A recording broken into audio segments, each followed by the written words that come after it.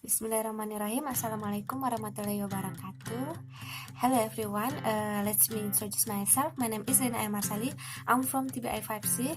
Okay, in this moment I will continue my test project about kurikulum pendidikan Islam with my lecturer Mr. Moksenal Mina MPT. Okay. Baiklah, di sini saya akan menjelaskan materi tentang kurikulum pendidikan Islam. Di sini saya akan mengambil 3 garis besar. Yang pertama, apa definisi dari kurikulum pendidikan Islam itu sendiri. Itu yang kedua itu komponen-komponen kurikulum pendidikan Islam itu seperti apa. Terus yang ketiga itu kerangka dasar dari kurikulum pendidikan Islam. Baik, di sini saya akan menjelaskan tentang definisi dari kurikulum pendidikan Islam.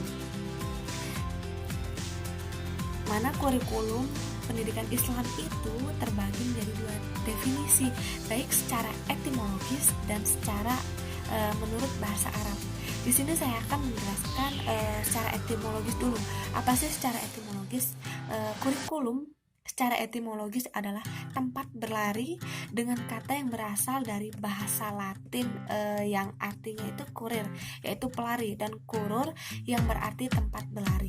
Sedangkan menurut pengertian bahasa Arab, kurikulum ini bisa diungkapkan dengan maknaj yang berarti jalan yang terang yang dilalui oleh manusia pada berbagai bidang kehidupan. Jadi, dapat disimpulkan bahwa kurikulum pendidikan Islam yang berarti sebuah rancangan pendidikan dan pembelajaran pendidikan Islam yang diberikan kepada peserta didik agar dapat menjadi pribadi yang beriman, bertakwa, dan memiliki keterampilan dalam hidup sesuai dengan ajaran Al-Quran dan hadis. Bahkan ada sebuah hadis yang menyatakan Rasulullah SAW bersabda, "Telah aku tinggalkan kepada kalian semua 2 perkara, yakni jika kalian berpegang teguh padanya, niscaya kalian tidak akan tersesat." Apa itu 2 perkara yang dimaksud dalam sini? 2 perkara yaitu Al-Quran dan Al-Hadis, yaitu As-Sunnah. Baik, ini pengertian dari definisi kurikulum. Untuk yang selanjutnya saya akan lanjut pengertian dari komponen-komponen kurikulum, yakni yang kedua. Tafsir mengatakan bahwa suatu kurikulum ini terdiri atas beberapa komponen, yakni tujuan, isi, metode belajar mengajar, dan evaluasi. Untuk tujuan ini adalah komponen ini memiliki tujuan guna untuk mengetahui untuk apa sih tujuan ini dibuat, untuk mencapai suatu titik yang mana akan dilalui oleh seorang pelajar. Terus isi dari tujuan ini itu apa? Terus metode cara pengajaran seorang pendidik terhadap si pendidik itu bagaimana, dengan menggunakan metode apa. Di sini metode itu sangat banyak, baik secara metode ceramah, metode lisan, metode tertulis, dan sebagainya. Terus untuk evaluasi, di sini seorang pendidik dianjurkan untuk mengevaluasi seorang murid agar tahu batas kemampuan seorang murid itu sampai mana. Bisa diberikan baik secara latihan ujian atau latihan esai atau pertanyaan-pertanyaan tanya jawab ketika sedang dalam mengajar.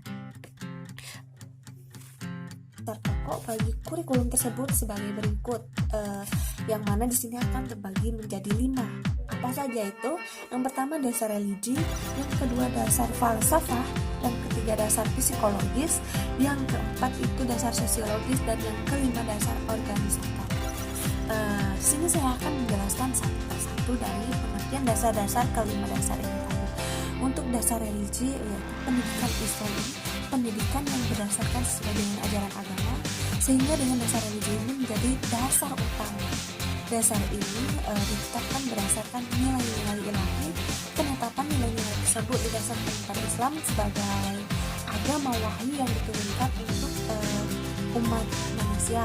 Bahkan Nabi Shallallahu Alaihi Wasallam bersabda seperti hadis arti yang telah saya sampaikan tadi, sesungguhnya aku telah berikan 2 perkara kepadamu, jika kamu berpegang teguh kepadanya, niscaya kamu tidak akan tersesat, yakni Al-Quran dan hadis.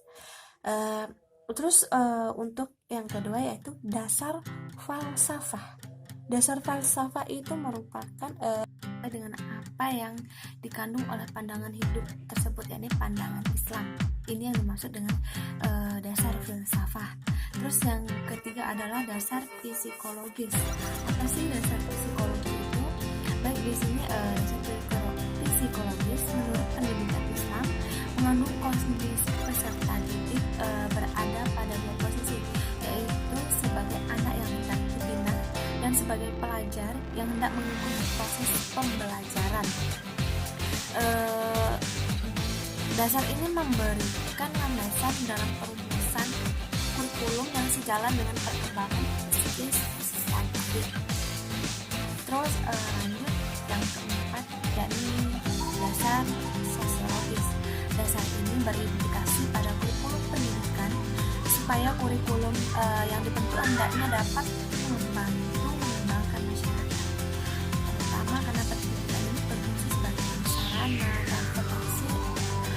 transfer of culture, pelestarian kebudayaan, dan proses sosialisasi individu dan rekonstruksi sosial. Ini pengertian dari dasar sosiologis. Selanjutnya yaitu yang kelima, dasar organisator. Dasar ini menjadi acuan dalam bentuk pengujian bahwa pelajaran dasar ini berbeda. Ada teori psikologi asosiasi yang menganggap keseluruhan yang kumpulan dari bagian-bagian. Jadi dasar organisator ini juga sangat berperan penting bagi dasar-dasar falsafah. Jadi tadi dasar terbagi menjadi 5, dasar logis, dasar falsafah, dasar psikologis, dasar sosiologis, dan dasar organisator. Baiklah, selanjutnya yaitu ciri-ciri kurikulum pendidikan Islam itu adalah agama dan akhlak yang merupakan tujuan utama. Segala yang diajarkan dan diamalkan itu harus berdasarkan dengan Al-Quran dan hadis. Jadi sini saya akan memberikan dua ciri-ciri dari kurikulum pendidikan Islam. Yang pertama yaitu mempertahankan pengembangan dan bimbingan terhadap semua aspek pribadi siswa dari segi intelektual. Yang kedua yaitu adanya keseimbangan antara kandungan kurikulum pengajaran serta kegiatan pengajaran. Jadi kesimpulan yang dapat kita ambil dan kita petik dari pengertian kurikulum pendidikan Islam ini adalah pandangan Islam merupakan pandangan hidup dan keterampilan hidup. Jadi harus dijiwai oleh ajaran Islam dan nilai-nilai Islam yang mana itu kita dapat ambil dari